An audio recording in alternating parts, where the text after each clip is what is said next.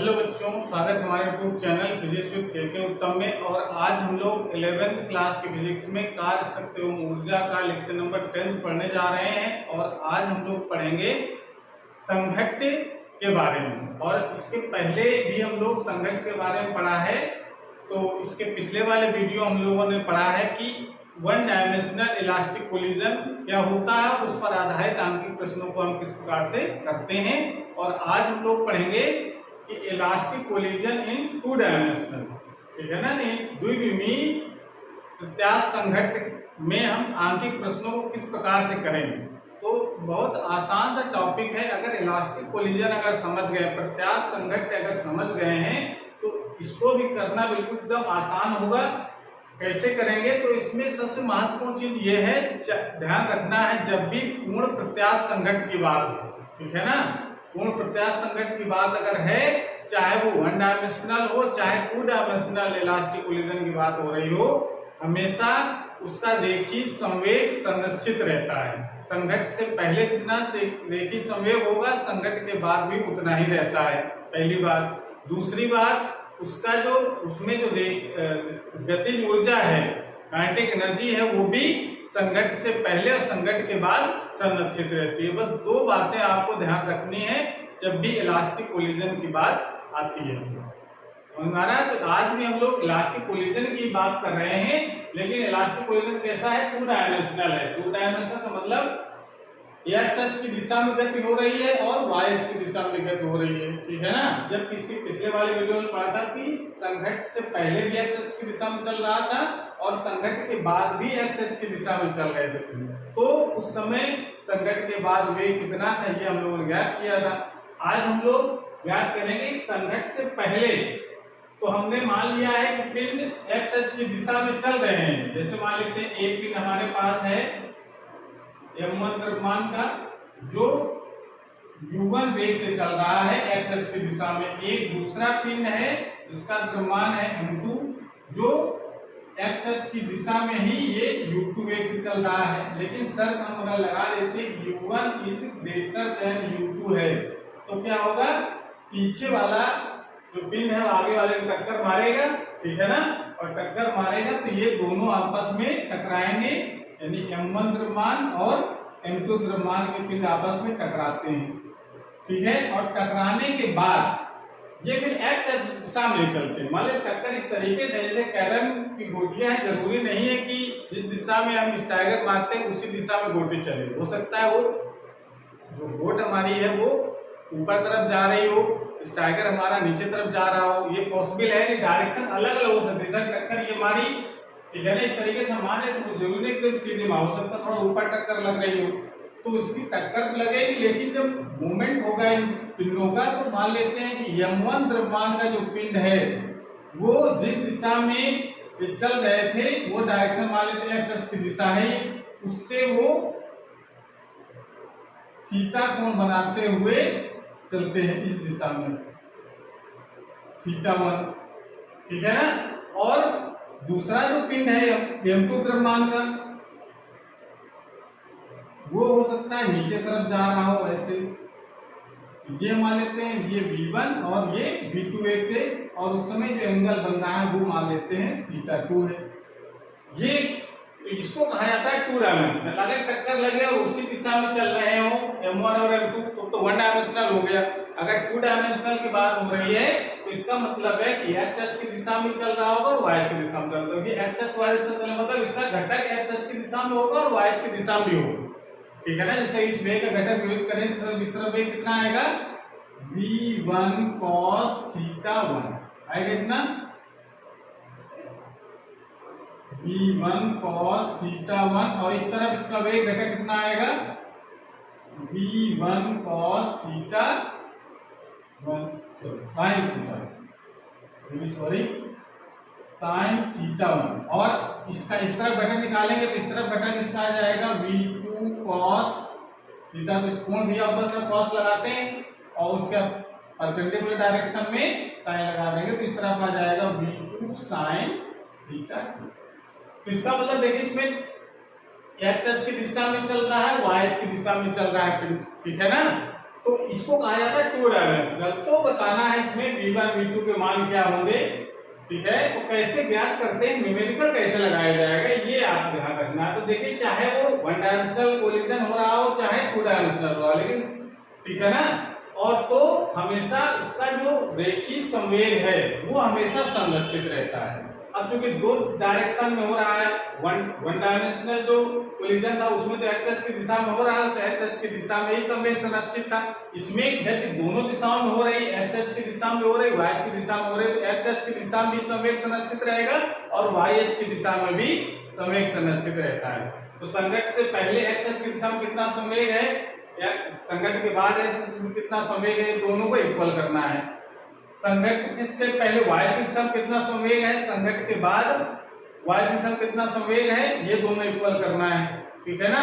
और अगर elastic collision है, ये तो बात हो गई, कोई भी कोलिजन हो संवेग तो हमेशा संरक्षित रहता है, लेकिन अगर इलास्टिक कोलिजन की बात करते हैं तो संवेग संरक्षण के साथ साथ में काइनेटिक एनर्जी भी संरक्षित रहती है, गतिज ऊर्जा भी संरक्षित रहती है संघट्ट से पहले और संघट्ट के बाद। तो इसमें हम यही कंडीशन लगाना है कि x अक्ष के अनुदिश, x अक्ष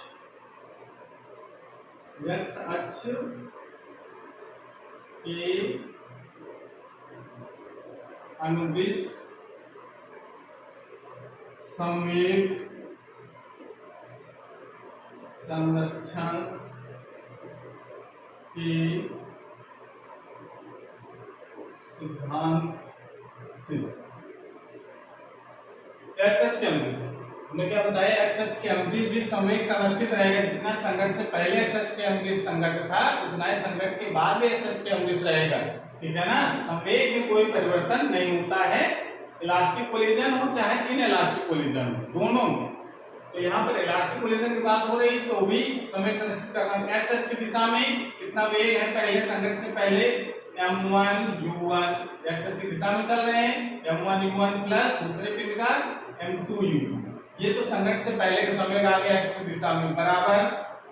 अब देखिए y इस संघट्ट के बाद एक्स अक्ष की दिशा में कितना है, v1 cos थीटा 1 और v2 cos थीटा 2, तो m1 v1 cos theta 1 plus m2 दूसरा जो पिंड है m2 v2 cos थीटा 2, इसको डालेंगे क्वेश्चन नंबर फर्स्ट। ये ऐसे क्वेश्चन बना लेंगे, एक क्वेश्चन तो बन गई है, क्लियर हुआ। एक्स अक्ष की दिशा में कितना संवेग है, हम घटक निकालेंगे वेग का, उसका मास के साथ उसका मल्टीप्लाई करा देंगे। उसी प्रकार से वाई अक्ष की दिशा में निकालो, वाई अक्ष के अनुदिश, वाई अक्ष के अनुदिश संवेग संरक्षण के सिद्धांत से। अब वाई अक्ष के देखिए संघट्ट से पहले वाई अक्ष की दिशा में कोई गति हो नहीं रही, तो वाई अक्ष की दिशा में कोई गति नहीं हो रही, इसका मतलब है कि संघट्ट से पहले वाई अक्ष की दिशा में संवेग कितना होगा, 0। बस समझ आ रही है, वाई अक्ष की दिशा में कोई गति नहीं, गति कैसे हो रही है संघट्ट से पहले एक्स अक्ष की दिशा में, तो वाई अक्ष की दिशा में कोई गति नहीं होती, वाई अक्ष की दिशा में संवेग कैसा होगा, 0 आ जाएगा संघट्ट से पहले। समझ आ रहा है, यानी आप इसको ऐसे लिख सकते हैं m1 वाई अक्ष की दिशा में कितना वेग है, 0 प्लस m2 वाई अक्ष में कितना वेग है, 0, संघट्ट से पहले वाई अक्ष में कोई वेग ही नहीं, इज इक्वल टू। आप जरा संघट्ट के बाद देखो, संघट्ट के बाद वाई अक्ष में वेग कितना है, m1 द्रव्यमान का m1 v1 sin थीटा 1, ये हो जाएगा। फिर माइनस, अब देखिए संवेग निकालना है तो इसकी डायरेक्शन नीचे की तरफ हो, पहले ऊपर वाले को प्लस नीचे तरफ माइनस, तो minus m2 v2 sin theta, ये क्वेश्चन डाल सकते हैं इसको सेकंड, ठीक है ना। अब सेकंड ये इसको 0 कर लीजिए, इसको निकालिए क्वेश्चन नंबर सेकंड, इसको बराबर 0 कर लीजिए, 0 बराबर कितना हो जाएगा, m1 v1 sin theta 1 plus m2 v2 sin theta 2, इसको डालेंगे क्वेश्चन नंबर सेकंड। दो क्वेश्चन बना लिए हम लोगों ने, दो कंडीशन लगा करके, ठीक है ना, संवेग की कंडीशन लगी है पर दोनों दिशाओं में लगाया हमने, ठीक है। और दूसरी बात, प्रत्यास्थ संघट्ट अगर है, तो प्रत्यास्थ संघट्ट के बारे में पढ़ा, तो प्रत्यास्थ अगर संघट्ट है तो जो काइनेटिक एनर्जी वो भी संरक्षित रहती है। आप इससे लिख सकते हैं क्योंकि प्रत्यास्थ संघट्ट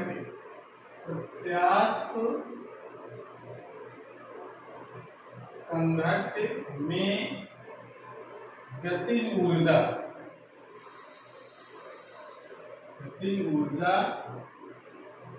संरक्षित रहती है। संरक्षित रहती है मतलब इनिशियल काइनेटिक एनर्जी बराबर फाइनल काइनेटिक एनर्जी, यानी संघट्ट से पहले कितनी ऊर्जा है, तो संघट्ट के पहले कितनी ऊर्जा हो जाएगी, 1/2 m1v m1u1 स्क्वायर।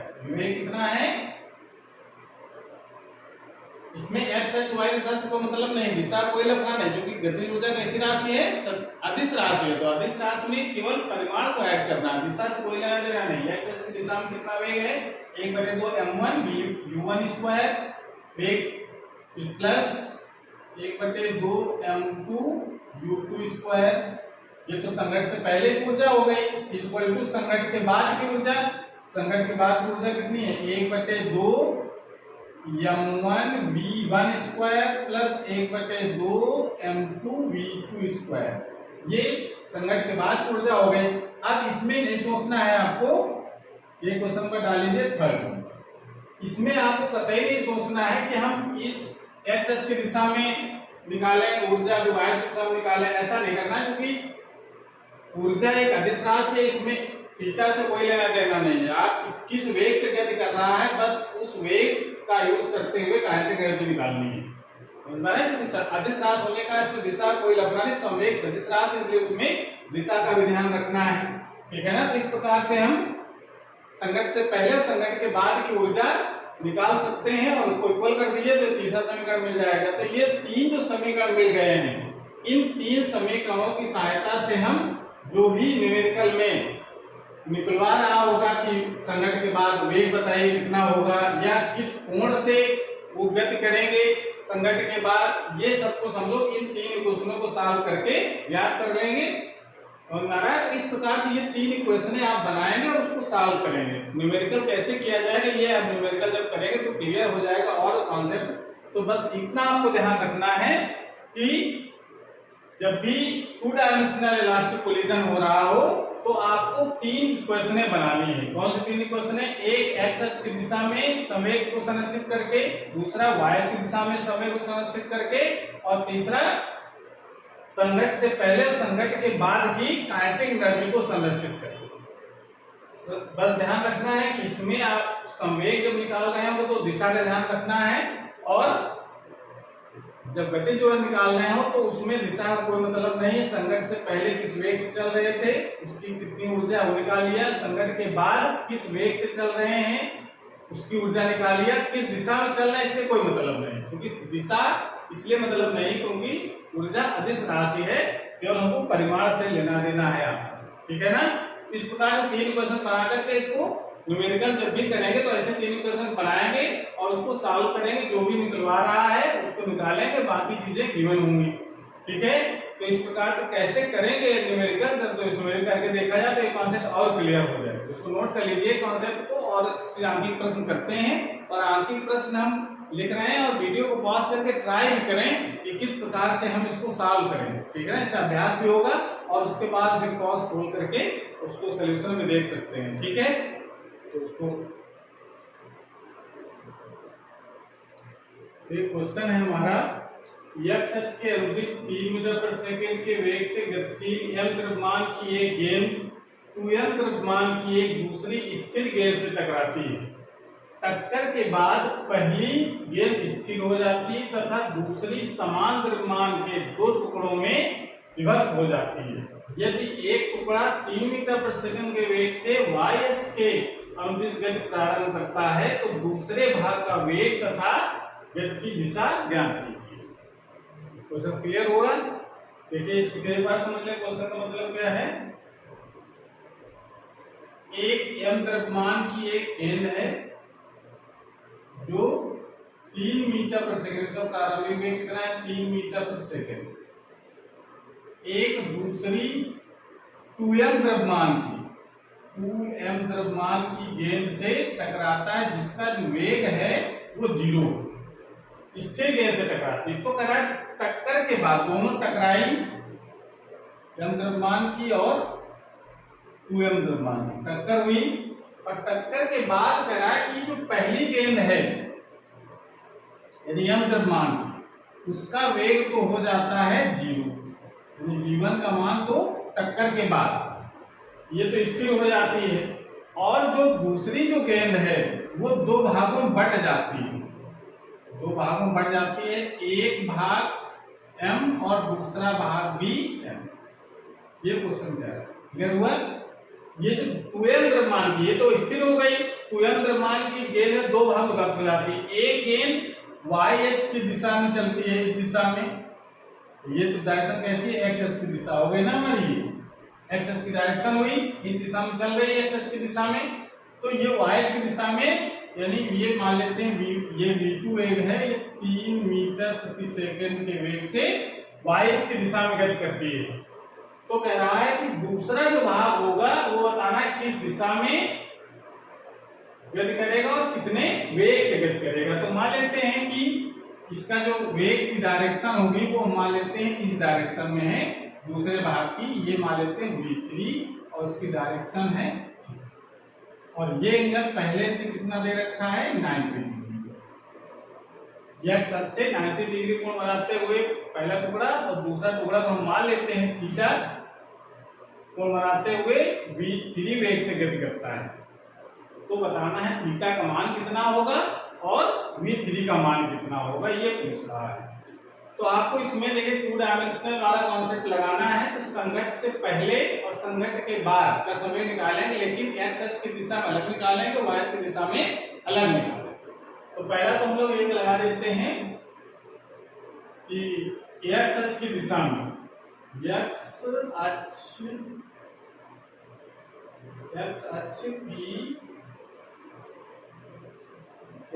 के अनुदिश, x अक्ष के अनुदिश संवेग संरक्षण के सिद्धांत से, संवेग को संरक्षित रहना ही है, ठीक है ना, चाहे प्रत्यास्थ संघट्ट हो चाहे अप्रत्यास्थ संघट्ट हो, संवेग को संरक्षित करना है, क्योंकि 2 डायमेंशनल में हो रहे तो एक्स अक्ष की दिशा में अलग संरक्षित करेंगे, वाई अक्ष की दिशा में अलग करेंगे। तो एक्स अक्ष की दिशा में, एक्स अक्ष की दिशा में देखिए वेग कितना है m इंटू 3 पहले वाले पिंड का प्लस दूसरे वाले पिंड का 2m, द्रव्यमान तो m है लेकिन वेग कितना है 0, तो संघट्ट से पहले तो ये संवेग हो गया। ये एक्स अक्ष की दिशा में संघट्ट की जरा बाद देखो, तो संघट्ट के बाद इसका तो वाई अक्ष की दिशा में गति हो रही है, देखिए इसका जो पहला जो द्रव्यमान था वो तो स्थिर हो गया, तो ये तो इसका कोई मतलब नहीं रहा, ठीक है ना, m इंटू 0, संघट्ट के बाद ये तो स्थिर हो गया, संघट्ट के बाद स्थिर होने के बाद ये जो दो भागों में बट गया है, इसमें देखो इसका एक्स अक्ष की दिशा में कोई गति है नहीं इस वाले पिंड की, तो इसका मतलब दूसरे का m इंटू 0 रहेगा, ये वाला भी, प्लस इसको जरा दो घटकों में विभक्त करो, इस तरफ इसका वेग निकाल लेते हैं v3 cos थीटा, और इसका इस दिशा में आ जाएगा v3 sin थीटा। तो एक्स अक्ष की दिशा में इसका वेग कितना है, तो m into v3 cos theta, ये तो आ जाएगा। क्लियर हुआ कि नहीं? ये m1 जो स्थिर हो गया उसका संवेग, ये जो y की दिशा में गया तो y की दिशा में गया तो x अक्ष की दिशा में कितना संवेग होगा 0, x की दिशा में उसका कोई वेग ही नहीं है, और x की दिशा में वेग दूसरा पिंड है उसका वेग है v3 cos थीटा। ये क्वेश्चन नंबर 1, उसको थोड़ा सिंपलीफाई कर लेते हैं हम लोग, तो आ जाएगा 3m, ये 0 हो गया, ये 0 हो गया, ये 0 हो गया, बचा के हमारे पास equal to m v3 cos theta, m से m भी मर गया, बचेगा हमारे पास v3 equal to v3 cos theta equal to 3। ये क्वेश्चन में इसको डालेंगे फर्स्ट। क्लियर हो गया? इसी प्रकार से y की दिशा में निकालो, वाई अक्ष के अनुदिश संवेग संरक्षण के सिद्धांत से। तो अभी सर वाइज के अंदर, तो वाइज के अंदर देखिए संघट से पहले तो वाइज दिशा में कोई संवेग नहीं है, तो इसका पार्ट तो पहले 0 हो जाएगा, ठीक है ना। और संघट के बाद, तो संघट के बाद देखिए वाइज दिशा में m इंटू v3 v2,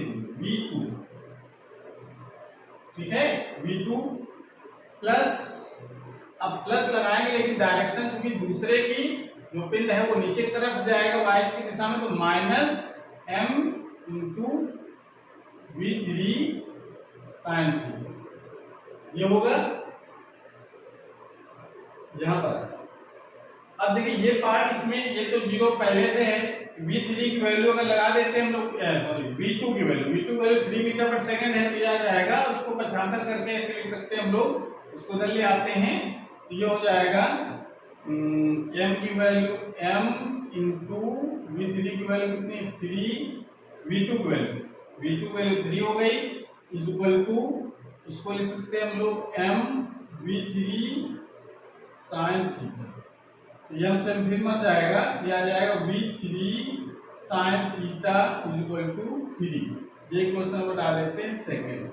अब जरा फर्स्ट और सेकंड को देखो, इन दोनों को सॉल्व करके v3 और cos थीटा को निकाल सकते हैं, दो वेरिएबल दो इक्वेशन, ठीक है, दोनों डिवाइड कर दें तो लिख सकते हैं समीकरण 1 व 2 से क्या लिख सकते हैं, वो डिवाइड कर दो v3 sine theta upon v3 cos theta is equal to 3 upon 3 is equal to 1 हो जाएगा, ये इससे मर गया, tan theta is equal to हो जाएगा 1, तो थीटा इज इक्वल टू कितना हो गया 45। एक आंसर तो ये आ गया कि 45 अंश कोण बनाते हुए जो तीसरा जो पिंड है, तीसरा भाग है कह सकते हैं, एक पिंड को रुक गया था, दो के दो टुकड़े हो गए थे, दूसरे के ये जो दूसरा टुकड़ा है उसका 45 अंश कोण पड़ जाएगा। अब ये थीटा की वैल्यू किसी एक समीकरण में रख दो, ठीक है ना, तो थीटा की वैल्यू किसी एक समीकरण रख दो, तो ये आ जाएगा वेग कितना है, तो नोट कर लीजिए, उसको रखते हैं लोग,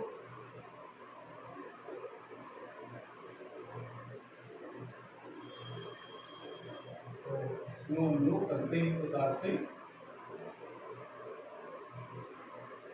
इसी क्वेश्चन कर सकते हैं, एक में रखो या दो में रखो, थीटा का मान समीकरण 1 में रखने पर रख दीजिए, तो v3 into cos 45 equal to 3, cos 45 की वैल्यू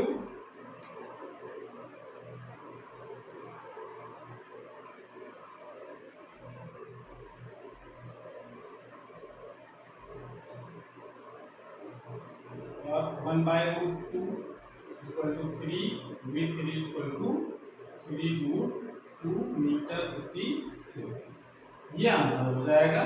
तो ये वेलोसिटी आ गई और थीटा 45 डिग्री, ये दो आंसर इसके हो गए।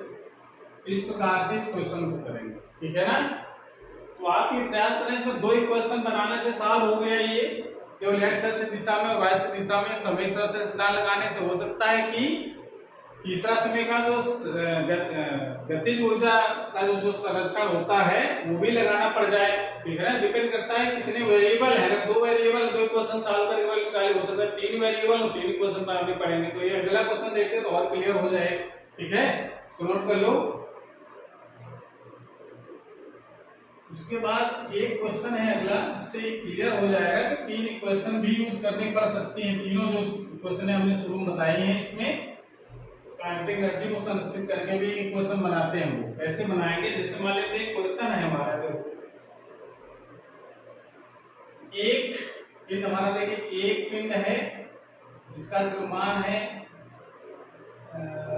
ए पिंड हो गया जिसका द्रव्यमान है m, और एक दूसरा पिंड है बी जिसका द्रव्यमान भी m है, लेकिन ये जो पिंड कैसा है, स्थिर है, और ये जो है ये चल रहा है v0 वेग से चलता है। अब यहाँ टकराएगा, टक्कर कैसी है, प्रत्यास्थ संघट्ट हो रहा है, ठीक है ना। और टकराने के बाद ये जो A वाला जो पिंड है वो इस दिशा में गति करता है v1 वेग से, और B वाला जो पिंड है वो इस दिशा में गति करता है v2 वेग से। समझ में आ रहा है। और ये जो डायरेक्शन थी चलने की वो इस डायरेक्शन से θ1 और θ2 कोण बनाते हुए गति करते हैं, लेकिन ये θ2 की वैल्यू दे रखी है, ये 45 अंश का कोण बनाते हुए जो B जो पिंड है, A पिंड v1 वेग से जाता है θ1 कोण बनाते हुए x अक्ष की दिशा से, और B जो पिंड है वो x अक्ष की दिशा से नीचे की तरफ v2 वेग से जाता है 45 अंश कोण बनाते हुए। तो पूछ रहा है कि ये दोनों के द्रव्यमान सेम है, ये भी द्रव्यमान का है और ये भी द्रव्यमान का, द्रव्यमान दोनों का सेम है। तो प्रश्न पूछ रहा है कि संघट्ट के बाद याद क्या करना है हमको, संघट्ट के बाद v1 व थीटा के मान ज्ञात कीजिए। ये v1 v2 भी निकाल सकते हैं, v1 व v2 व थीटा, ये तीनों चीजें अगर ज्ञान करना है तो कैसे ज्ञान करेंगे। संघट्ट के बाद एक सही से लिख लो इसको, संघट्ट के बाद v1 v2 व थीटा के मान ज्ञात कीजिए, ये प्रश्न है। अब इसको वीडियो को पॉज करके ट्राई करो उसी तरीके से। v1 मान निकालना है, v2 भी निकालना है, थीटा, बस तीन वेरिएबल हो गए इसमें। अब तीन वेरिएबल इसका मतलब तीन इक्वेशन बनाएंगे तभी काम चलेगा। संघट्ट के बाद दोनों पिंडों को एक हमको नहीं मालूम है, ठीक है। द्रव्यमान पता है, दोनों समान द्रव्यमान के हैं। पहला जो पिंड है वो v1 वेग v0 वेग से चल रहा है और दूसरा जो पिंड है वो स्थिर है, ठीक है। तो जरा सॉल्व करो इसको, वीडियो पॉज कर लीजिए, उसके बाद इसको ट्राई करिए और फिर देखिए आंसर आपका मैच करता है कि नहीं, ठीक है। सॉल्व किया जाए, ओके। तो देखो इसको कैसे सॉल्व करते हैं हम लोग। पहले तो x अक्ष के अनुदिश लगा दो, x अक्ष के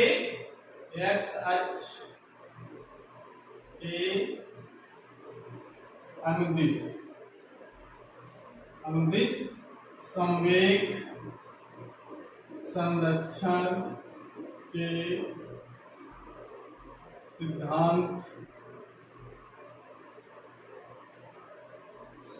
से। तो x अक्ष के अनुदिश जरा लगाइए, तो x अक्ष के अनुदिश पहले m into v0 plus m into 0, ये तो x अक्ष के अनुदिश समय कितना हो जाएगा इक्वल टू, अब जरा इस दिशा में घटक निकालें तो कितना आ जाएगा v1 cos θ1 और इस तरफ आ जाएगा v2 cos 45, इस तरफ v2 sin 45 और इस तरफ आ जाएगा v1 sin θ, ये तो आएगा।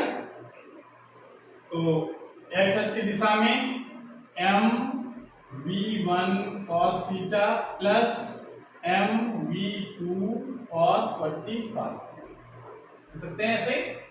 ये पार्ट 0 हो गया, इसको लिख सकते हैं m से m तो पूरे से कैंसिल हो जाएगा, तो क्या बचेगा v0 equal to v1 cos θ plus v2 और यहाँ पर cos 45 की वैल्यू 1/√2, इसको इक्वेशन में डाल लेते हैं फर्स्ट, ठीक है। ये तो x अक्ष के अनुदिश हो गया, क्वेश्चन में फर्स्ट डाल दिया हमने। उसके बाद जरा y अक्ष के अनुदिश लगाते हैं, y अक्ष के अनुदिश संवेग संरक्षण के सिद्धांत से वाइज कर देते कि वाइज करने संगत से पहले तो कोई संवेग नहीं है, तो 0 इक्वल टू संगत के बाद है mv1 sin थीटा, ये हो गया माइनस नीचे की तरफ है mv2 sin 45, ये हो सकता है m से हम इसमें भी कैंसिल हो जाएगा, बचेगा हमारे पास 0 equal to v1 sin theta 1 minus यहाँ जाएगा v2 अपॉन रूट 2, पछाता करके इसको v2 वैल्यू निकाल देगा, v2 इक्वल टू क्या हो जाएगा, इसको लिख सकते हैं root two v1 sin theta, ये क्वेश्चन डाल दीजिए सेकंड। तो हम बात समझ गए कुछ। उसके बाद अब जरा समय गतिज ऊर्जा के संरक्षण के सिद्धांत से, तो इसमें initial kinetic energy equal to initial final, तो initial kinetic energy equal to final kinetic energy करना है, तो संघट से पहले से बोलो, संघट से पहले कितनी एनर्जी है उसको यहाँ पर लिखो,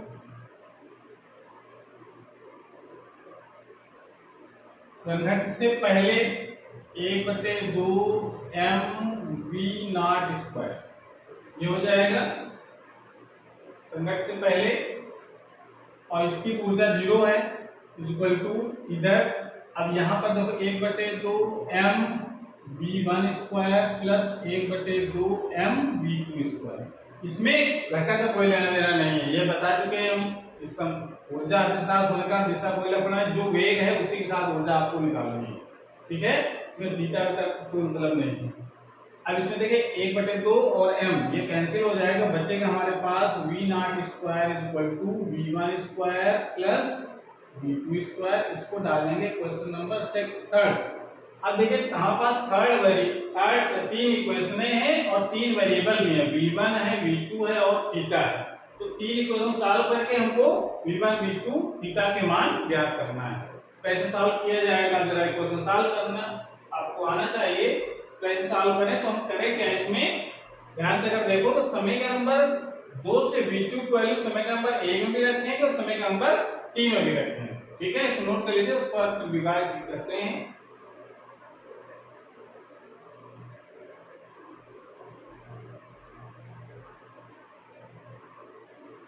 क्या करें हम इसमें v2 का मान v2 का मान समीकरण 1 में रखने पर, समीकरण नंबर 2 से v2 का मान समीकरण नंबर 1 में रख रहे हैं, तो एक सब क्वेश्चन देखिए ये है, तो यहाँ पर क्या आ जाएगा v0 equal to v1 cos theta plus v2 की जगह हमको रखना है √2 v1 sin थीटा अपॉन √2 से √2 कैंसिल हो जाएगा, लिख सकते हैं v0 इक्वल टू, यहाँ पर v1 कॉमन हो जाएगा, अंदर बचेगा cos theta plus sin theta, इसको आप क्वेश्चन डाल सकते हैं 4, और जरा फिर ये v2 का मान समीकरण नंबर 3 में भी रख दो, v2 का मान समीकरण 3 में रख दें,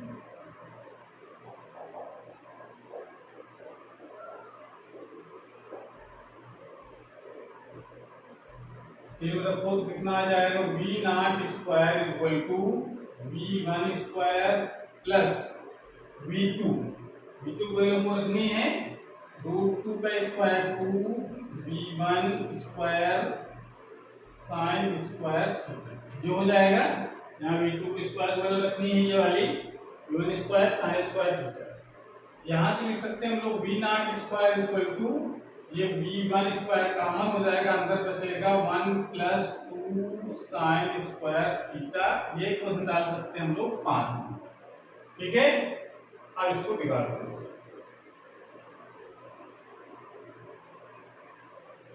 और ये इस क्वेश्चन की जरूरत पड़ेगी, इसको आप लिखा रहने दीजिए यहाँ पर। अब इसको आगे देखो। अब जरा समीकरण नंबर आगे सॉल्व करना। समीकरण 4 से V0 का मान समीकरण 5 में रखने पर, तो ये V0 की वैल्यू इसमें रखना है, इस जगह 5 नंबर में। कितना हो जाएगा? V1 square cos theta plus sine theta का होल स्क्वायर, इसका स्क्वायर हो गया यहाँ पर, इक्वल टू V1 स्क्वायर और 1 प्लस 2 साइन स्क्वायर थीटा। ये तो V1 स्क्वायर कैंसिल हो जाएगा, इसका उसका खोलेंगे तो cos square theta plus sine square theta plus 2 sine theta और cos theta. a plus b whole square लगा दिया फॉर्मूला यहाँ पर, और यहाँ बचेगा हमारे पास 1 प्लस 2 साइन स्क्वायर थीटा। ये पार्ट 1 हो जाएगा, इतना 1 plus 2 sine theta cos theta equal to 1 plus 2 sine square theta. 1 से 1 कैंसिल, ठीक है। क्या बचेगा? 2 sine theta cos theta equal to 2 sine square theta. 2 से 2 मर गया, साइन से 1 स्क्वायर कैंसिल हो जाएगा। क्या बचा? इसको यहाँ ये क्वेश्चन नंबर जो सेकंड है इसको हम यहाँ लिख लेते हैं कोने के लिए, ठीक है। इसको कहीं लिख लेते हैं V1 V2 इक्वल टू है √2 V1 साइन थीटा। इसकी जरूरत पड़ेगी, इसको हम लोग अलग से लिख ले रहे हैं, ठीक है। इसकी यहाँ पर इसको यहाँ तक हो गया। अब बचा क्या है देखो, इसको यहाँ पर लिख सकते हैं cos theta equal to sine theta बचा, या इसको लिख सकते हैं tan थीटा इक्वल टू 1 या थीटा इक्वल टू 45। ये थीटा को निकाल लिया हम लोगों ने, ठीक है। थीटा आ गया, क्लियर हो गया थीटा। अब जरा थीटा की वैल्यू हम क्वेश्चन नंबर इसमें लगा दें, 4th नंबर में लगा दो तो V1 की वैल्यू आ जाएगी, ठीक है ना। तो थीटा का मान समीकरण 4 में रखने पर 4 नंबर रखो तो V0 equal to V1 cos 45 प्लस sine 45। V0 equal to V1 और ये हो जाएगा 1/√2 प्लस 1/√2, ये हो जाएगा V0 इक्वल टू V1 और ये हो जाएगा इंटू 2/√2, या इसको लिख सकते हैं V0 equal to V1 into √2 into √2 लिख सकते हैं 2 को /√2, ये से कैंसिल हो जाएगा तो V1 इक्वल टू कितना हो जाएगा V0/2। ये V1 की वैल्यू आ गई, ठीक है। अब V1 की वैल्यू और थीटा की वैल्यू आप समीकरण नंबर 2 में लिख सकते हैं, जो हमने यहाँ लिख रखी है इक्वेशन, ठीक है ना। 2 इक्वेशन जहाँ पड़ी है वहां रख दीजिए। तो V1 व थीटा के मान समीकरण 2 में रखने पर, समीकरण नंबर 2 क्या था? V2 इक्वल टू √2, V1 का मान है V0 √2 साइन 45। √2 से √2 कैंसिल हो जाएगा, V2 इक्वल टू आ जाएगा V0/√2, साइन 45 की वैल्यू 1/√2।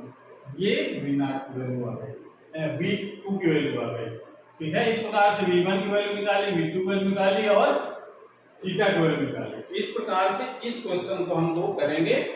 तो हम समझते हैं कि ये कॉन्सेप्ट क्लियर हो गया होगा पूरा डायमेंशनल का, ठीक है। इसको नोट कर लीजिए।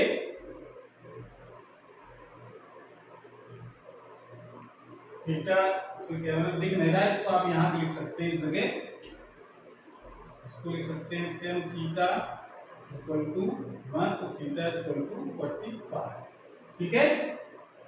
तो इस प्रकार से आज क्लास हमारे पास समाप्त होती है। अगर ये वीडियो अच्छा लगा हो तो उसको लाइक करें, अपने दोस्तों को शेयर करें और अभी तक चैनल सब्सक्राइब नहीं किया चैनल को सब्सक्राइब करें, जिससे नए जो वीडियो अपलोड हो उसकी नोटिफिकेशन आपके पास सबसे पहले पहुंच जाए। पढ़ाई करते रहिए। Thank you.